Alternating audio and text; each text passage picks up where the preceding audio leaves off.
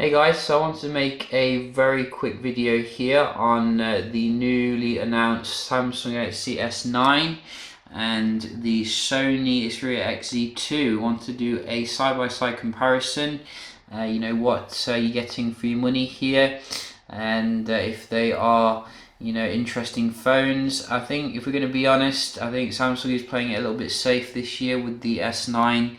It is nice in regards to the camera, some nice improvements there, but I don't think it's as big a leap as many people were expecting. I'm very surprised though with Sony, coming with a completely new design compared to what they've had for like years now.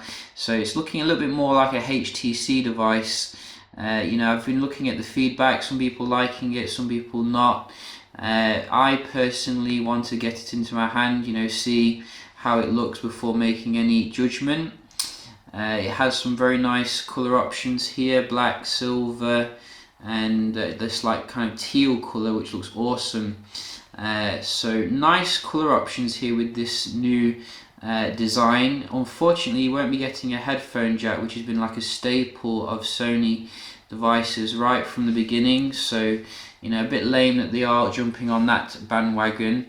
Let's have a look at the actual spec, what we're getting for your money. So in terms of the S9, you're going to be paying about €750, which is I think I think it's like the most expensive Samsung Galaxy S phone ever. But you are getting some nice spec here in terms of the best in terms of the screen.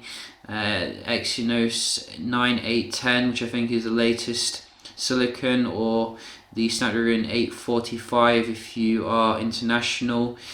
64 gigs internal storage, 4 gigs of RAM, which is a little bit cheap if you ask me. I would like to have seen 6 gig, I think, for the small model. I know you get it for the Plus model, but again, Samsung's punishing people who like the smaller phones here. You're getting all your connectivity, as you can see, 32-bit audio, a camera which has adjustable aperture, which I think is like a first. Very nice to see some innovation there. But in terms of the actual spec here, it's nearly identical to the S8 in most respects. So I think a lot of people are going to look hard at this and think, is it really worth upgrading from the Note 8 or S8 kind of device here? Let's have a look at what Sony's bringing to the table. We do have 4 gigs of RAM, as you can see, 19 megapixel camera, so I'm guessing the same as the Z5 Premium here, not too different. HDR BT compliant, so that's a little bit different than what you're getting on Samsung. Not 100% sure what it is, but you are getting Snapdragon 845, latest silicon, as you can see, and the secondary camera is only 5 megapixel. Let's just compare with Samsung here, because I do like to compare spec, see what we're getting for our money. So the secondary on the Samsung's 8 megapixel. You see, Samsung's leaving Sony behind again here when it comes to the raw spec.